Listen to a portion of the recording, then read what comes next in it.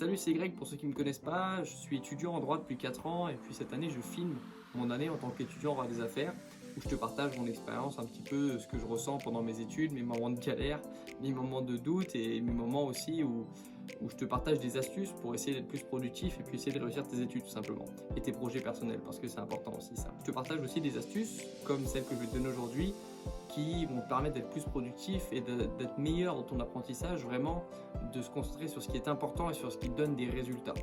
Et je trouve ça dommage parce que quand on est étudiant, on reste un peu à l'ancienne avec toujours un papier et un crayon, on écrit sur une feuille, on réécrit jusqu'à que ça rentre, on stabilote, on a toujours un peu les mêmes méthodes que celles qui étaient utilisées par nos parents et c'est pas toujours bon signe, c'est un peu dommage de se priver de ce qui nous permet aujourd'hui d'aller plus vite, d'être plus productif, comme des applications dont celle dont je te parle aujourd'hui.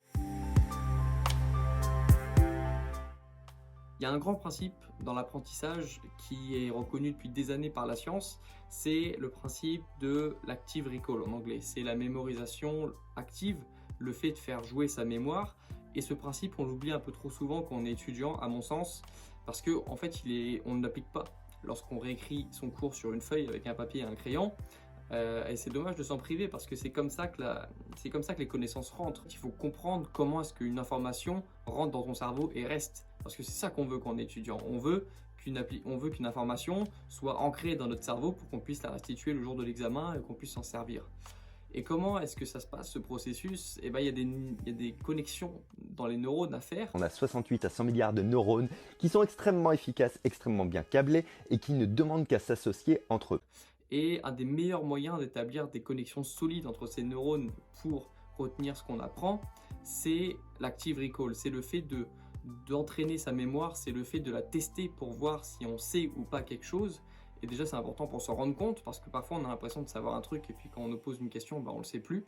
Et ça nous permet surtout de faire des connexions très fortes entre tes neurones pour bien assimiler ce que tu viens d'apprendre. Et souvent, quand on apprend, les connexions se font que dans un sens. Ça, c'est un vrai problème en fait, de savoir les choses dans un sens parce que du coup, on a l'impression de les savoir alors qu'on n'est pas capable de retourner chercher l'information.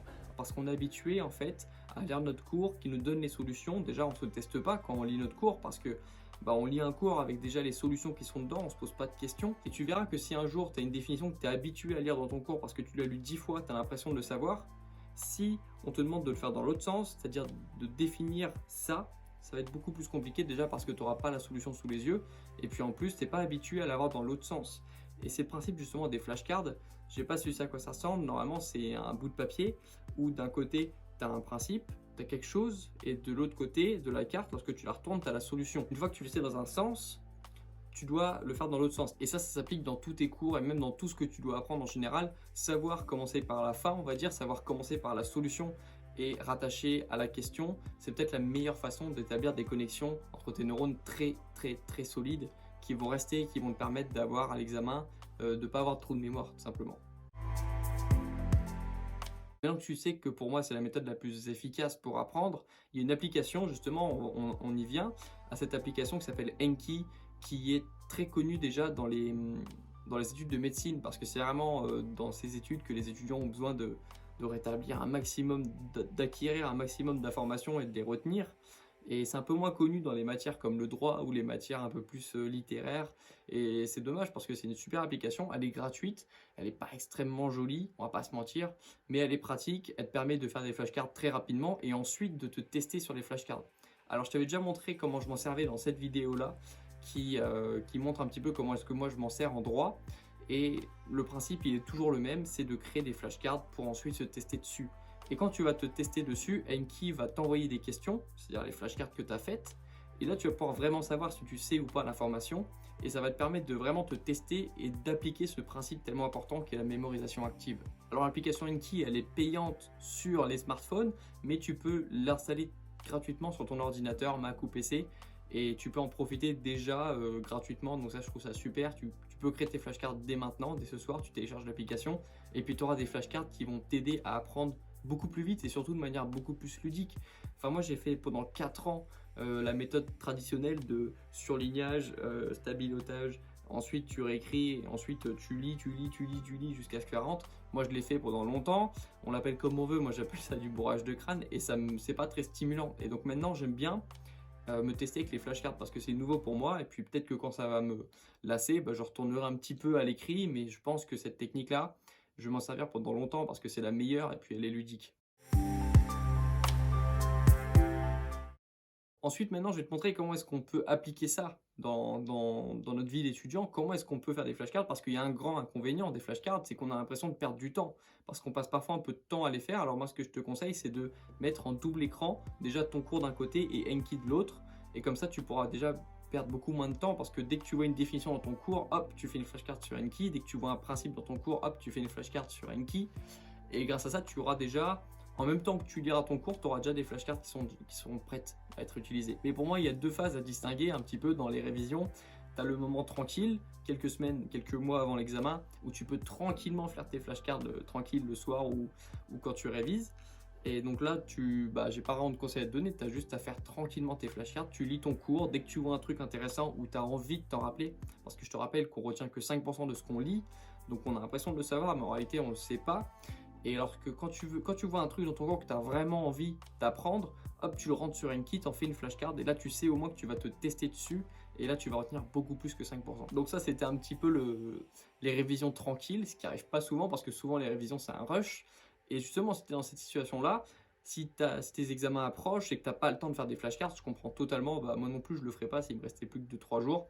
Mais ce que je ferais par contre, j'essaierai d'appliquer forcément ce principe de mémorisation active pour pas que ma technique soit juste une technique de lecture, de relecture jusqu'à que ça rentre, parce que ça marche pas, ou alors ça marche très peu. Et j'essaierai d'appliquer ce principe de mémorisation active. Et comment je fais? C'est une méthode traditionnelle. En fait, tu sais, tu vas cacher avec tes doigts la solution et tu vas t'interroger toi-même. Alors ça fait un petit peu bête, mais c'est vraiment une technique. Tu vas te rendre compte vraiment de si tu sais ou tu sais pas. Et ça va rentrer beaucoup mieux. Et plus tu galères à trouver la solution, plus ça va être ancré dans ton cerveau une fois que tu l'auras compris. Et fais-moi confiance là-dessus. Je ne sais pas si tu as une définition dans ton cours. Moi, en ce moment, je fais du droit des sûretés. Alors, j'ai une définition qui me vient en tête, c'est le gage. Si je vois dans mon cours la définition du gage, dès que je vois gage, je mets mon doigt sur la définition pour pas la voir et je me teste. Je me teste pour savoir. Si je la sais pas du tout, je me rends compte que je la sais pas. Donc maintenant, j'ai plus qu'à l'apprendre et à me retester jusqu'à que ça rentre. Et si je me rends compte que je la sais un peu, je tente une définition et puis je compare avec la vraie définition du cours. Et là, je me rends compte de ce qui me manque. Ok ? Et c'est comme ça que tu peux appliquer un principe qui est tellement important, qui est celui de la mémorisation active. Je le répète parce que c'est vraiment la base pour apprendre.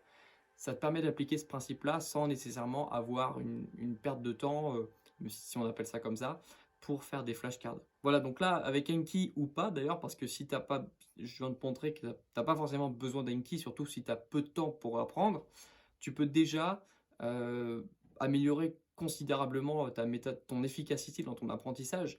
Parce que tu vas pouvoir, dès ce soir, te tester, comprendre l'importance de te tester quand tu apprends quelque chose. Et comme ça, tu vas déjà pouvoir assimiler beaucoup mieux tes cours et vraiment les retenir et éviter les trous de mémoire. Parce que c'est ça qu'on veut éviter quand on est à l'examen. Et comme ça, je peux t'assurer que tu auras beaucoup moins de trous de mémoire. Et plus du tout même. Donc voilà. Si tu as envie d'avoir plus d'astuces comme ça, tu peux me suivre parce que je vais en balancer plein en ce moment. J'ai envie de te partager plein d'astuces pour être plus productif, être plus efficace. J'ai plein d'astuces comme ça à te donner parce que je fais énormément de recherches là-dessus et parce que ça m'intéresse. J'ai envie de passer le moins de temps possible sur mes études pour me consacrer aussi à mes projets. Je pense que si tu me suis, tu sais que c'est ça vraiment mon intérêt, c'est les études et les projets. Et comme ça, je m'assure de passer le moins de temps possible sur mes études tout en essayant de les réussir au mieux. Voilà, tu peux me suivre si ça te fait plaisir de me suivre dans cette aventure, de voir aussi comment ça va se passer cette année pour moi, parce que même moi je sais pas comment ça va finir cette année, j'espère que ça va bien se finir pour moi. Et voilà, abonne-toi pour rien rater et moi je te dis à la prochaine.